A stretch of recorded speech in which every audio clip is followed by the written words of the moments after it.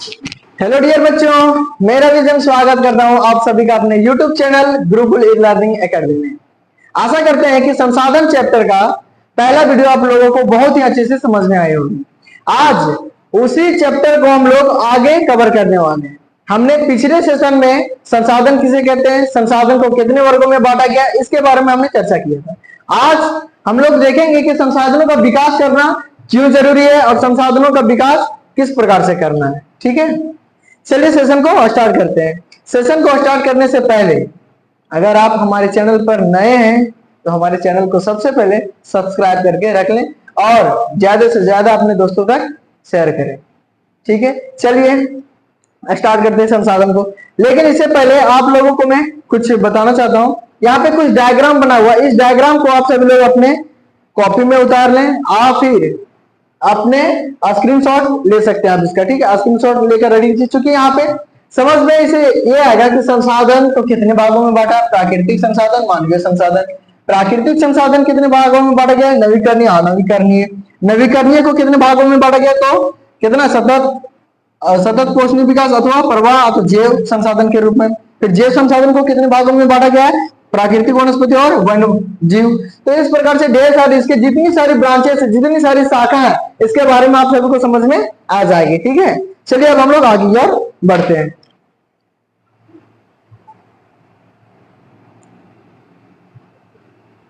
चलिए बात करते हैं कि संसाधनों का विकास करना क्यों जरूरी है। संसाधनों का विकास करना क्यों जरूरी है, और इसी प्रकार का क्वेश्चन हमारे क्लास 10 के बोर्ड एग्जाम में कई बार पूछ चुका है। क्वेश्चन इस प्रकार से रहेगा कि संसाधनों का विकास करना क्यों जरूरी है। तो हमें पता है कि दिन प्रतिदिन जनसंख्या में क्या हो रही है, वृद्धि हो रही है।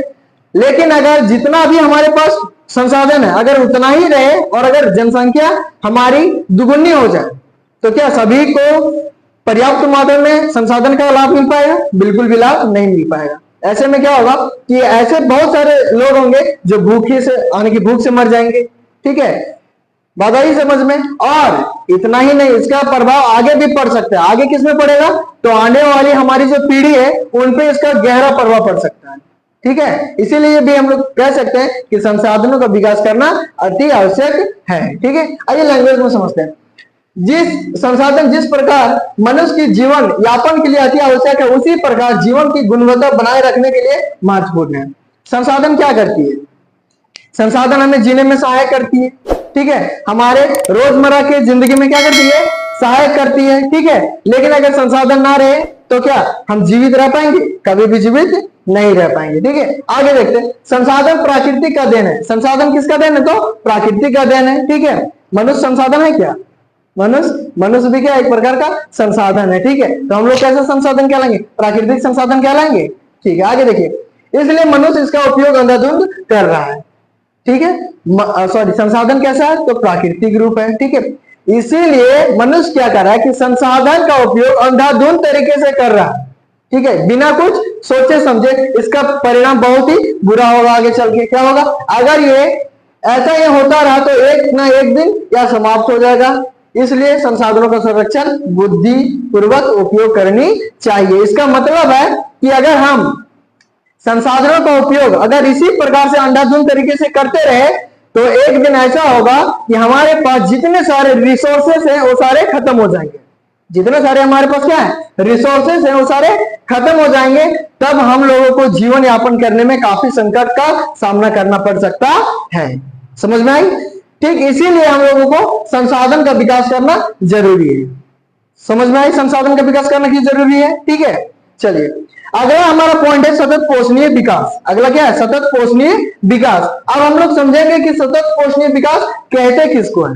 ठीक है, तो सबसे पहले मौखिक रूप में इसका हम लोग परिभाषा को समझ लेते हैं। सतत पोषणीय विकास का अर्थ यह है कि संसाधनों का उपयोग करना है, संसाधनों का उपयोग करना है, लेकिन प्राकृतिक को ध्यान में रखते हुए। ठीक है, सॉरी, यानी कि हमारे जो पर्यावरण है उसको ध्यान में रखते हुए। इतना ही नहीं बल्कि आने वाले पीढ़ी को भी ध्यान में रखते हुए जब हम लोग संसाधनों का उपयोग करेंगे तो इसी को क्या कहते हैं हम लोग, सतत पोषणीय विकास कहते हैं। क्या कहते हैं, सतत पोषणीय विकास कहते हैं। समझ में आई? आइए परिभाषा देखते हैं। सतत पोषणीय विकास का अर्थ यह है कि संसाधनों का उपयोग पर्यावरण को बिना किसी नुकसान पहुंचाए हुए संसाधनों का उपयोग करना एवं इसके साथ साथ आने वाली भविष्य की पीढ़ी को ध्यान में रखते हुए संसाधनों का जब हम उपयोग करते हैं तो यह सतत पोषणीय विकास कहलाती। तो क्या कहलाती है हमारी? सतत पोषणीय विकास कहलाती है। समझ में आया? समझ में आया? ठीक है। अगला है हमारा संसाधन नियोजन। अगला पॉइंट क्या है हमारा? संसाधन नियोजन। अब सबसे पहले हमें एक शब्द को समझना होगा, नियोजन को। किसको समझना होगा? नियोजन को, कि नियोजन कहते किसको है। तो नियोजन का मतलब होता है बचाव। नियोजन का मतलब क्या होता है? बचाव। तो यहाँ पे पॉइंट में है कि संसाधनों को कैसे हम बचा सकते हैं, संसाधनों को कैसे बचाना है, इसी के बारे में अभी हम लोग चर्चा करेंगे। आशा करते हैं कि सतत पोषणीय विकास, ठीक है, संसाधनों का विकास करना क्यों आवश्यक है, क्योंकि इस तरह का जितने सारे पॉइंट है सब आपके एग्जाम में पूछे जा चुके हैं और हो सकता है कि आने वाली एग्जाम में पूछ सकता है। ठीक है, ये आपका 3 नंबर में पूछ सकता है, ये आपका 5 नंबर में पूछ सकता है, इसलिए ध्यान से पढ़ लीजिए। ठीक है, अगला पॉइंट क्या है? संसाधन नियोजन। क्या है? संसाधन नियोजन। ठीक है, आइए समझते हैं। कहते हैं भारत में कुछ क्षेत्र ऐसे हैं जिन्हें संसाधनों की उपलब्धता के मामले में अति निर्भर माना जा सकता है। मतलब भारत में कुछ ऐसे जगह हैं जिसको हम लोग क्या कह सकते हैं कि संसाधन के लिए वे सारे राज्य या तो देश क्या है? परिपूर्ण है। ठीक है, किससे? संसाधन से भरे पड़े हैं। ठीक है, और कुछ क्षेत्र ऐसे भी हैं जिनमें कुछ महत्वपूर्ण संसाधनों की भारी कमी है। मतलब कुछ ऐसे राज्य हैं, कुछ ऐसे जगह है जहां पे संसाधन तो ढेर सारा प्रचुर मात्रा में भरा पड़ा है, लेकिन कुछ ऐसे जगह हैं जहां पे संसाधन है लेकिन क्या है? कम है। ठीक है, आगे देखते हैं। इसके लिए राष्ट्रीय, राज्य, क्षेत्रीय और स्थानीय स्तर पर संतुलित संसाधन नियोजन की आवश्यकता है। इसीलिए हम लोग कह सकते हैं कि अगर जहां कहीं संसाधन की प्रचुर मात्रा हो, जहां कहीं संसाधन की क्या हो? प्रचुर मात्रा हो, तो क्या करना चाहिए? हमें ज्यादा यूज करना चाहिए, फिर उसका संरक्षण करना चाहिए, उसका हमें संरक्षण करना चाहिए, ताकि जहां पे आप जिस राज्य में, जिस क्षेत्र में संसाधन की कमी है वहां पर हम क्या करा सके? संसाधन की आपूर्ति करा सके। समझ में आई? चलिए ठीक है। और संसाधन का नियोजन करना इस उद्देश्य से भी जरूरी है क्योंकि अगर आज हम संसाधन का नियोजन नहीं करते, अगर संसाधनों को बचाते नहीं है, तो हमारी जो भी आने वाली भविष्य पीढ़ी है वो सब इन सारी चीजों का लाभ लेने से वंचित रह जाएंगे। समझ में आया? इसीलिए हमें संसाधनों का नियोजन करना जरूरी है, संसाधनों का संरक्षण करना जरूरी है। समझ में आई? चलिए, अब इसी के साथ अगला पॉइंट है हमारा भारत में संसाधन नियोजन। अभी हमने क्या पढ़ा था? संसाधन नियोजन, यानी कि संसाधन को कैसे बचाना है। ठीक है, संसाधन को कैसे बचाना। जैसे एक उदाहरण ले लेते हैं, हम लोग जब हमारे पास गाड़ियां नहीं होती थी, ठीक है, गाड़ियां नहीं होती थी, तब हम एक जगह से दूसरी जगह किसके साधन से जाते थे? आप तो फिर पैदल यात्रा कर लेते थे, आप तो फिर साइकिल की वाहन की सहायता से जाते थे, यही ना उपयोग करते थे। लेकिन जैसे हमारे पास क्या हुई? गाड़ी आई, ठीक है, हमने क्या स्टार्ट कर दिया? ईंधन का यूज करना स्टार्ट कर दिया, पेट्रोल का यूज करना शुरू कर दिया। अब इससे क्या हुआ? हमारे संसाधन में कमी हो रही कि नहीं हो रही? चलिए ठीक है, मान लेते हैं कि लंबा डिस्टेंस तय करना है, जिसके लिए हम लोग गाड़ी का उपयोग कर लिए तो कोई दिक्कत नहीं है। लेकिन कई बार हम सभी लोग क्या करते हैं कि अगर छोटी सी दूरी को तय करना, ठीक है, जैसे 10 कदम जाना है, 20 कदम जाना है, ठीक है, आधा किलोमीटर जाना है, ठीक है, आप तो कहीं दुकान जाना है, तो हम लोग क्या करते हैं ऐसे स्थिति में? गाड़ी का इस्तेमाल कर लेते हैं, है कि नहीं? इतना दूर तो हम लोग खुद पैदल चल सकते थे, और तो फिर साइकिल का इस्तेमाल कर सकते थे, लेकिन नहीं करते। किसका इस्तेमाल करते? हम लोग डायरेक्ट गाड़ी का इस्तेमाल करते हैं। इससे क्या हो रहा है कि हमारे जितने भी जीवाश्म ईंधन है, ठीक है, जितने भी हमारे पास ईंधन है उसमें क्या हो रही है? हमारी कमी होती जा रही है। ठीक है, तो इन सारी चीजों को क्या करना होगा? हमें रोकना होगा। समझ में आई? चलिए, लेकिन अगला पॉइंट हमारा कि भारत में संसाधन नियोजन। संसाधन नियोजन मतलब संसाधन को बचाना, लेकिन अब हम संसाधन को कहां पे बचाएंगे? भारत में बचाने वाले। कहां पे बचाने वाले हैं? भारत में अब हम संसाधनों को बचाने वाले हैं। देखिए किस प्रकार से बचाएंगे। संसाधन नियोजन एक जटिल प्रक्रिया है जिसमें निम्नलिखित शामिल है। संसाधन नियोजन क्या? एक जटिल प्रक्रिया है जिसमें बहुत सारी ऐसी चीजें हैं जो निम्नलिखित रूप से शामिल हैं। अब संसाधन नियोजन एक जटिल प्रक्रिया क्यों है? क्योंकि संसाधन को बचाना बहुत ही क्या है? एक कष्ट कार्य है। ठीक है, सभी को संसाधन को बचा के नहीं रख सकता है। अगर आप एक किसी को मोटिवेट करिएगा, ठीक है, तो अगला नहीं मानेगा, अगला मानेगा तो तीसरा नहीं मानेगा। ठीक है, इसलिए हम लोग कह सकते हैं कि संसाधन का नियोजन करना एक क्या है? जटिल प्रक्रिया है। अब समझते हैं पहला पॉइंट में, देश के विभिन्न क्षेत्र में संसाधन की पहचान और सूची बनाना। इसमें सर्वेक्षण, मानचित्र और संसाधन का गुणात्मक और मात्रात्मक आकलन और माप शामिल है। दूसरा कहते हैं संसाधन विकास योजनाओं के कार्यान्वयन के लिए उपयुक्त प्रौद्योगिकी कौशल और संस्थागत व्यवस्था से युक्त योजना संरचना विकसित करना चाहिए। इसका कहने का मतलब है कि जहां कहीं हमें संसाधन की कुछ अगर पुष्टि होती है, पता चलती है, तो सबसे पहले हमें यह मापदंड लेके चलना चाहिए कि जिस जगह पे हमें संसाधन मिला है, ठीक है, वहां पे कितने मात्रा में ये भरा पड़ा है, कम है या फिर ज्यादा है, पहले इस बात का आकलन करना है। और दूसरा क्या करना है कि हमें मानचित्र के जरिए, ठीक है, तो क्षेत्र के जरिए उसको हमें पता करना होगा कि ये संसाधन अगर है तो कहां पे स्थित है, और अगर हमारे पास अगर जो संसाधन निकला है, ठीक है, तो जो हमें प्राप्त हो रहा है उसका जो गुण है वो किस प्रकार का गुण है, वो अच्छे किस्म का है या फिर नहीं है, वो हमारे लिए आगे चल के कोई नुकसान तो नहीं ना करेगा, ठीक है। तो ये सारी बातों को हमें ध्यान में रखकर क्या करना होगा, चलना होगा, ठीक है। तीसरा पॉइंट क्या कहता है, संसाधन विकास योजनाओं को समग्र राष्ट्रीय विकास योजनाओं के साथ मिलाना चाहिए, ठीक है। अब देखिए संसाधन का विकास केवल एक आदमी करेगा तो संभव नहीं हो पाएगा, एक गांव करेगा तो संभव नहीं हो पाएगा। अगर हमें संसाधनों का विकास करना है तो केवल खुद को लेकर नहीं, ना ही पूरे राज्य को लेकर। अगर संसाधन का विकास करना है तो उसमें पूरे राष्ट्र को क्या करना होगा, भागीदारी लेनी होगी, सबकी सहमति लेनी होगी, तब जाके क्या हो सकेगा, संसाधन का हमारा विकास हो पाएगा, ठीक है। अगला है संसाधन तभी विकास में योगदान दे सकते हैं जब उनके साथ उचित तकनीकी विकास और संस्थागत परिवर्तन भी हो, ठीक है। अब देखिए अगर हम कह दें कि मेरे पास क्या है, ढेर सारा संसाधन है, ठीक है, लेकिन अगर उस संसाधन को उपयोग करने का तकनीक ही नहीं मेरे पास, तो उसका हम गलत इस्तेमाल भी कर सकते हैं, ऑब्वियसली कर सकते हैं, ठीक है। लेकिन अगर उसी संसाधन का इस्तेमाल करने का अगर मुझे तरीका पता होगा तो इससे एक चीज होगा, क्या होगा कि कम संसाधन का खपत में मेरी हम जो कार्य को करना चाह रहे हैं वो कार्य हमारा पूरा हो जाएगा। बात समझ में आई? तो वही कह रहा है कि अगर हमें संसाधनों का विकास में योगदान करना है तो सबसे पहले हमें उस तकनीकी का विकास करना होगा, तब जाके हम क्या कर सकते हैं, संसाधन को बचा सकते हैं, अन्यथा हम संसाधन को बचा नहीं सकते। समझ में आई? चलिए अगला कहता है कहते भारत ने स्वतंत्रता के बाद शुरू की गई पहली पंचवर्षीय योजना से ही संसाधन नियोजन के लक्ष्य को प्राप्त करने के लिए ठोस प्रयास किए गए हैं। कहता है कि जब से भारत को आजादी मिली है तब से भारत संसाधन को संरक्षण करने के लिए सोच रहा है, प्रयास कर रहा है, लेकिन अभी तक पूर्ण रूप से सफलता प्राप्त नहीं हो पाई। अभी भी क्या चल रही है, हमारी प्रयास ही चल रही है। समझ में आई? यहां तक किसी को कोई दिक्कत? ठीक है, चलिए अब हम लोग देखेंगे कि भूमि संसाधन, ठीक है, भूमि संसाधन, ठीक है। पिछले वीडियो में हमने देखा था कि संसाधन किसे कहते हैं, उसमें हमने भूमि के लिए भी जिक्र किया था, ठीक है। तो अब देखेंगे कि भूमि संसाधन क्या है और भूमि हमारे लिए किस प्रकार से संसाधन है, क्या भूमि को हम लोग संसाधन कह सकते हैं या फिर नहीं कह सकते, इसको अभी हम लोग देख लेंगे, ठीक है।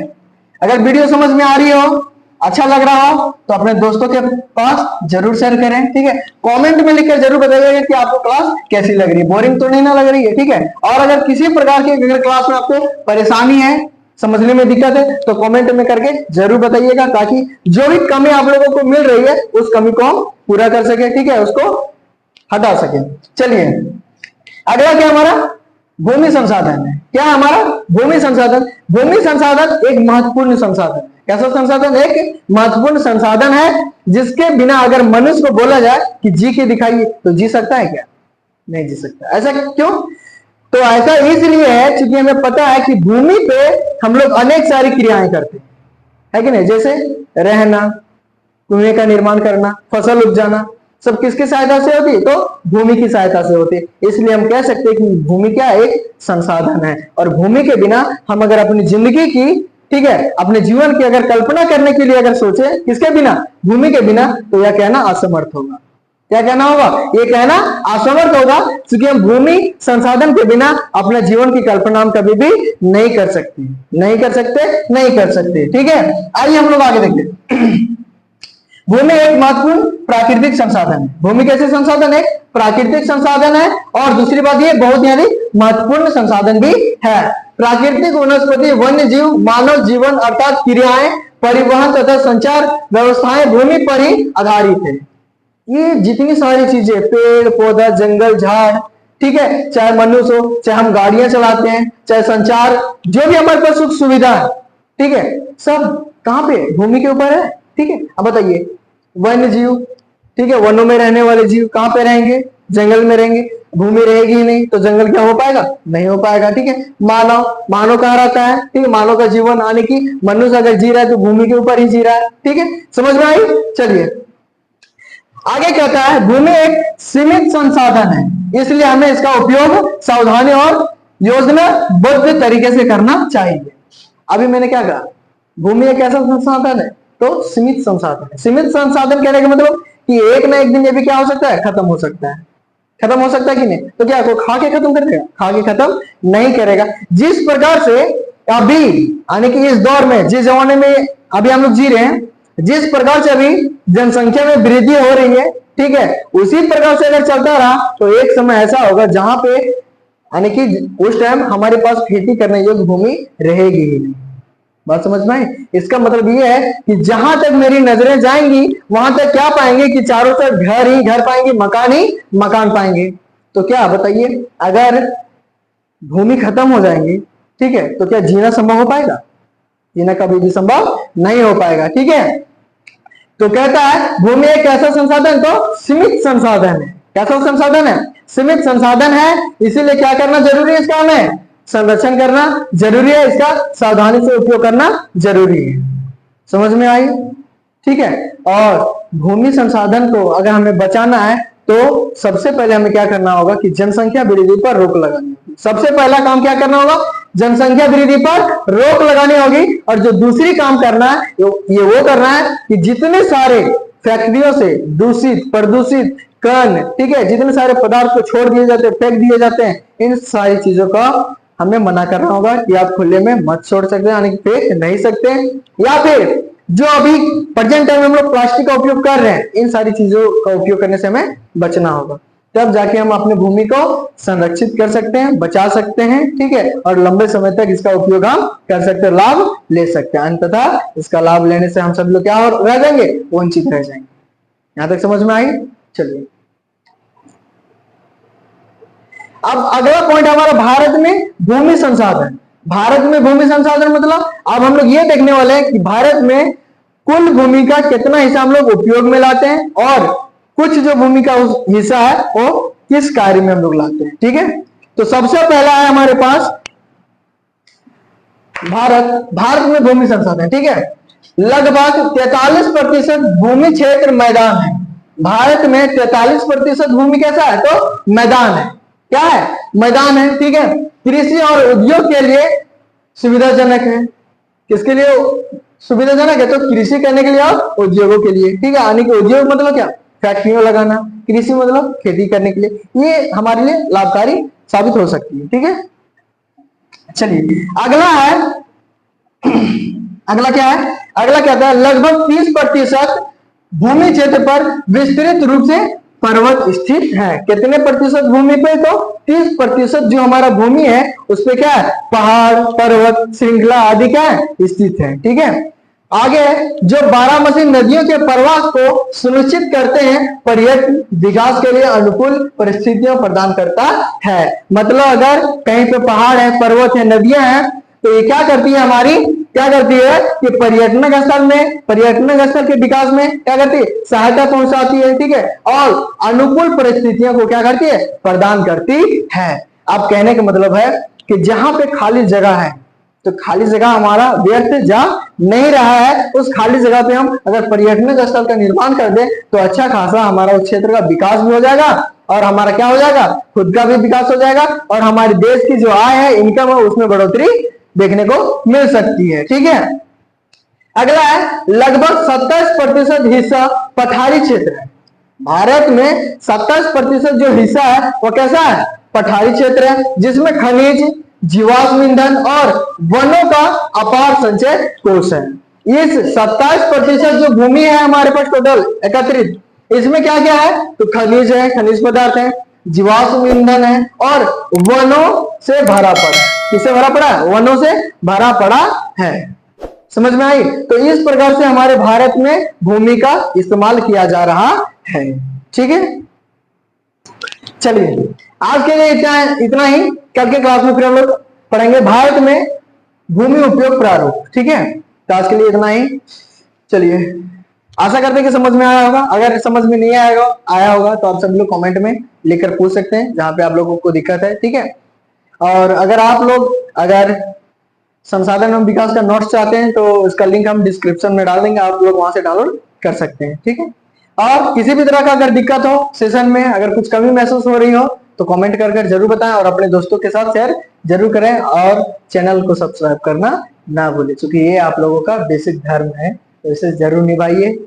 चलिए मिलते हैं फिर से अगले क्लास में, तब तक के लिए जय हिंद, जय भारत, जय झारखंड।